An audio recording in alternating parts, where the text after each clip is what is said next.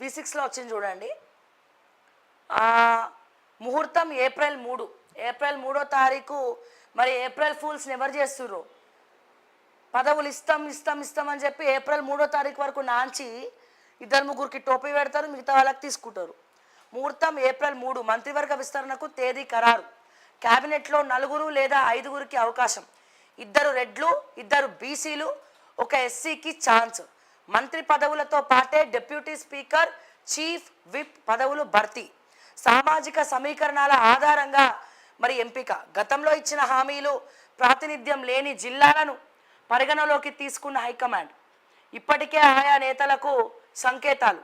రాష్ట్ర మంత్రివర్గ విస్తరణకు ముహూర్తం ఖరారైంది. వచ్చే నెల 3న క్యాబినెట్ విస్తరణ జరగనుంది.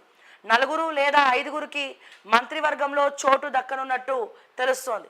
అలాగే మంత్రి పదవులతో పాటే డిప్యూటీ స్పీకర్, చీఫ్ విప్ పదవులను కూడా భర్తీ చేయనున్నట్టు తెలిసింది. మంత్రి పదవి ఆశించి రానోళ్లకు ఈ 2 పదవులు అప్పగిస్తారని సమాచారం. క్యాబినెట్ విస్తరణపై సోమవారం ఢిల్లీలో కాంగ్రెస్ హైకమాండ్ తుది కసరత్తు పూర్తి చేసింది. మంగళవారం డిప్యూటీ స్పీకర్, చీఫ్ విప్ పదవులపైన క్లారిటీ వచ్చిందని, ఆ తర్వాతే సీఎం రేవంత్ రెడ్డి ఢిల్లీ నుంచి హైదరాబాద్కు తిరిగొచ్చారని కాంగ్రెస్ వర్గాలు పేర్కొన్నాయి. కాగా క్యాబినెట్ విస్తరణలో సామాజిక సమీకరణలకు హైకమాండ్ పెద్దపీట వేసినట్టు తెలిసింది.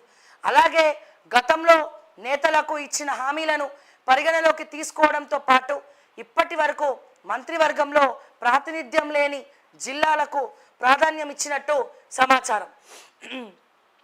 ఈ క్రమంలో పదవులు దక్కనున్న నేతలకు హైకమాండ్ ఇప్పటికే సంకేతాలు పంపినట్టు పార్టీ వర్గాల్లో చర్చ జరుగుతుంది. బీసీల నుంచి 3 పేర్లు మంత్రి పదవుల్లో 2 రెడ్లకు, 2 బీసీలకు, 1 ఎస్సీలకు ఇవ్వాలని హైకమాండ్ నిర్ణయించినట్టు తెలిసింది. రెడ్డి సామాజిక వర్గం కోటాలో నిజామాబాద్ జిల్లా బోధన్ ఎమ్మెల్యే సుదర్శన్ రెడ్డి, నల్గొండ జిల్లా మునుగోడు ఎమ్మెల్యే కోమటిరెడ్డి రాజగోపాల్ రెడ్డి పేర్లు వినిపిస్తున్నాయి. ఉమ్మడి నిజామాబాద్ జిల్లాకు మంత్రివర్గంలో ఇప్పటి వరకు ప్రాతినిధ్యం లేకపోవడం, ఆ జిల్లాలో సుదర్శన్ రెడ్డి సీనియర్ నేత కావడంతో ఆయనకు మంత్రి పదవి దాదాపు ఖాయమైందనే ప్రచారం సాగుతుంది.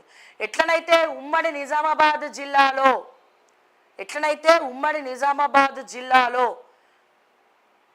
మరి మంత్రి లేడో, అందుకని సుదర్శన్ రెడ్డి గారికి మీరు మంత్రి పదవి ఇస్తున్నారో, మరి అట్లాగే ఉమ్మడి రంగారెడ్డి జిల్లాలో కూడా మంత్రి పదవి ఎవరికి ఇవ్వలే కదా కాంగ్రెస్ తరఫున. అసలు ఎవడు గెలవలే కదా, గెలిచిన వాళ్ళు ఒక్కలే, అది కూడా ఎవరు? మల్రెడ్డి రంగారెడ్డి. మరి ఇదెక్కడ న్యాయం మీనాక్షి నటరాజన్ గారు? ఇప్పుడు all are equal in the eyes of law అన్నప్పుడు, ఆల్రెడీ కోమటిరెడ్డి కుటుంబానికి ఒక మంత్రి పదవి ఇచ్చినప్పుడు అయితే అన్నకి ఇవ్వండి, లేకపోతే తమ్ముడికి ఇవ్వండి. అన్నకి పదవి ఇచ్చి తమ్ముడికి పదవి ఇచ్చి మరి మిగతా ఏం చేయాలి? చిప్పలు పట్టుకొని తిరగాలనా? ఇప్పుడు ఉమ్మడి రంగారెడ్డి జిల్లాలో గెలిచింది ఒక్కడే ఒక్కడు. ఆ ఒక్కడెవడు? మల్రెడ్డి రంగారెడ్డి. ఇట్లా మాట్లాడితే ఎంత ఇచ్చిండు అంటారు. ఇది ఒకటి పంచాయతీ. మళ్ళా మరి ఉమ్మడి రంగారెడ్డి జిల్లాలో ఎవరు గెలవలే కదా. హైదరాబాద్లో ఎవడన్నా గెలిచిండా? బీఆర్ఎస్ నుంచి దానాన్ని తీసుకున్నారు.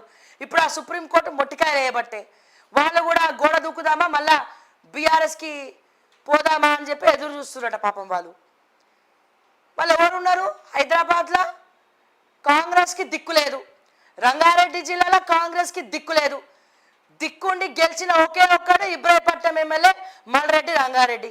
మరి ఒక్కడు గెలిచిండు కదా, ఆ గెలిచిన వాడికి క్యాబినెట్ ఇస్తే మల్రెడ్డి రంగారెడ్డి క్యాడర్ సంతోషిస్తారు కదా.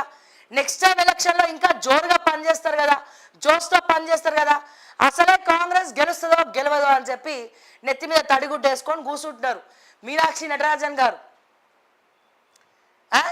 ఇటువంటి దిక్కుమాలటువంటి పరిస్థితిలా మీకు ఈ కాంట్రవర్సీలు అవసరమా? ఒకటే కుటుంబం నుండి ఇద్దరికి ఎట్లు ఇస్తారు? అయితే కోమటిరెడ్డి వెంకటరెడ్డిని R&B డిపార్ట్మెంట్ నుంచి రాజీనామా చేసి మళ్ళీ తమ్ముడికి పదవిని ఇమ్మని చెప్పండి, రాజగోపాల్ రెడ్డి గారికి ఇమ్మని చెప్పండి పదవిని. అయితే కోమటిరెడ్డి వెంకటరెడ్డికి ఇవ్వండి, అయితే కోమటిరెడ్డి వెంకటరెడ్డి గారికి పదవి ఇవ్వండి, లేదా కోమటిరెడ్డి రాజగోపాల్ రెడ్డి గారికి పదవి ఇవ్వండి.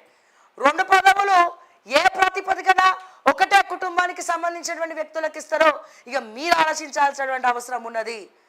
అని చెప్పి మీనాక్షి నటరాజన్ గారికి మీ విజ్ఞతకే వదిలేస్తున్నాం. నీతి నిజాయితీ అంటే సరిపోదమ్మా, ఇవి కూడా ఆలోచించాలి. ఈక్వాలిటీ ఎట్లనైతే ఉమ్మడి నిజామాబాద్ జిల్లాలో ఎవడు లేడో, ఉమ్మడి రంగారెడ్డి జిల్లాలో కూడా గెలిచినోడు ఎవడు లేడు. గెలిచింది ఒకే ఒక్కడు, అది మల్రెడ్డి రంగారెడ్డి.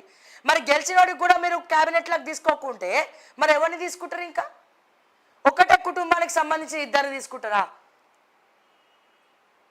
తీసుకోండి, రాజగోపాల్ రెడ్డిని పదవిలోకి తీసుకోండి, కానీ అన్నని పదవిని త్యాగం చేయమని చెప్పండి. అన్ననా తమ్ముడా?